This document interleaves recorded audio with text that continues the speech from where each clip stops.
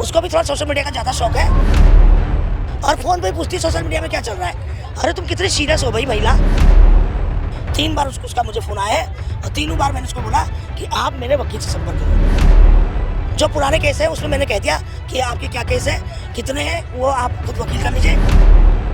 तो उर्मिला सनावर जैसे जो गायब हुई थी उसके बाद आखिरी जो बातचीत हुई है वो आपके साथ हुई है, वो आपने लाइव में भी बताया है अपनी। तो क्या लगता है वो कब तक सामने आ पाएंगी और क्या क्या वो है, क्या चीज़ें हैं उनसे जुड़ी हुई कि पुलिस क्या सच में उनकी जान के पीछे पड़ी है जैसा वो कह रही पीछे है? तो नहीं पड़ी है, उसको भी थोड़ा सोशल मीडिया का ज़्यादा शौक है। और मैं कहना चाहती हूँ उर्मिला का फ़ोन आया था मुझे और हाँ सही बता रही हूँ मैं, और फ़ोन पे पूछती सोशल मीडिया में क्या चल रहा है। अरे तुम कितनी सीरियस हो भाई महिला, और क्या कहते हैं तुम अपने केस की पूछो। और उसका मुझे फ़ोन आया, मैंने अपने वकील का नंबर दिया हरिद्वार से और वो उसके साथ एफिडेविट दे दिया और नैनीताल में लगा भी दिया है। और जैसे ही 2-3 दिन के अंदर उसका अरेस्ट हो जाएगा। जो नए केस हैं जो अंकिता की वजह से वीडियो के बाद लगे हैं, जो पुराने केस हैं उसमें मैंने कह दिया कि आपके क्या केस है, कितने हैं, वो आप खुद वकील कर लीजिए। जो अंकिता को न्याय दिलाने के लिए जो आपने ऑडियो वीडियो जारी किए, उसके बाद जो नए मुकदमे आपको लगे उसकी जिम्मेदारी मेरी है और मैंने वकील कर चुकी हूँ। 3 बार उसका मुझे फ़ोन आया है और तीनों बार मैंने उसको बोला कि आप मेरे वकील से संपर्क करो, क्योंकि कल सरकार मुझे कह देगी भाई आपने अपराधी को संरक्षण दे रखा है, तो मैं तो एक राज्य आंदोलनकारी हूँ, तो मैं कानून को हाथ में नहीं ले सकती। इसलिए अब वो मेरे वकील के बराबर संपर्क में वो जहाँ है सुरक्षित है। तो क्या लगता है आपको कि जैसे वो बात कर रही हैं बार बार कि मेरे पास प्रूफ है, क्या सच में कुछ ऐसे तथ्य होंगे उनके पास जो इस खेल को, इस जो केस है इसको एक नया मोड़ दे सकते हैं? ना होंगे, क्योंकि वो तो कई सालों से राठौर ने अपने शेखी बटोरने के चक्कर में उसको सारी बातें बता रखी हैं और बहुत अधिकारियों के भी नाम लेती है और बहुत बड़े बड़े लोगों के नाम लेती है, तो होंगे।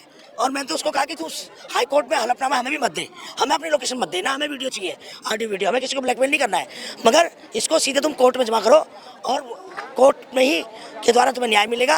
और पुलिस सभी कहती हूँ उस पर झूठे मुकदमे आइंदा से न ला दे। और अभी इन्होंने एक रानीपुर में एक केस है, उस पर इन्होंने उसके वारंट निकाले हैं, उसमें उसको अरेस्ट होना पड़ेगा तभी उसकी जमानत होगी। अगर वो एक बार अरेस्ट हुई तो पता नहीं फिर कितने ला देंगे ये लोग, क्योंकि इनकी पूरे देश में नाक तो कटवाई दी है, बीजेपी को तो ज़मीन पर लाई दी है। वो चाहे जो भी है, वीआईपी पूरा देश गट्टू पार्टी बन गया है। ये अब गट्टू पार्टी के नाम से जानेंगे पूरे देश में, और अब इनको वोट की चोट पड़ेगी पूरे देश में। आज 50% महिलाएं हैं। आज हमने अंकिता का भंडारी का केस निर्भया केस से भी बड़ा हुआ, क्योंकि ये आग दिन पर दिन जड़ देश विदेशों तक फैल रही है, पूरे विश्व में फैल रही है आग कि अंकिता हत्याकांड एक बहुत जघन्य अपराध हुआ है।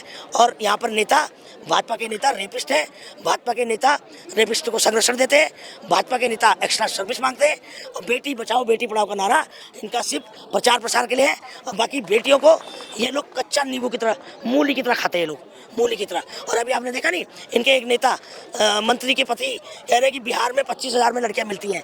अरे तुम्हारी 25,000 लड़की की कीमत बताते हो, है शर्म नहीं आती है? मतलब इनको तो जूते पड़ने चाहिए पूरे देश में महिलाएं जूते मारनी चाहिए।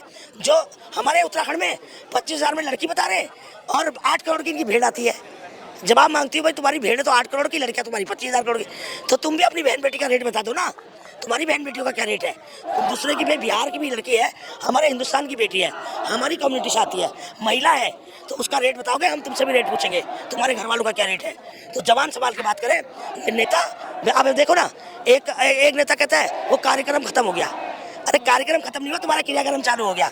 और एक नेता मध्य प्रदेश से घंटा बजा रहे हैं, आप देखो क्या घंटा एनडीटीवी में भाषण दे रहे हैं, क्या पागल हो गए ये लोग। ये देवभूमि में ना मंदिरों में घंटियां बज रही हैं, अब तुम्हारे घंटे बजने बंद हो जाएंगे, अब घंटियां बज रही है तुम्हारे रात दिन, तुम्हारे कानों में ना ये देवभूमि की घंटियां बजेंगी अब। इनकी भाषा शैली, जो दिमाग में इतना गंद भरा हुआ है इनके नेताओं के, एक्स्ट्रा सर्विस के पागल हैं ये लोग, खा खा के साड़ उड़ के। इसलिए मैंने कहा मैं इनको बधिया बना दूंगी, बधिया।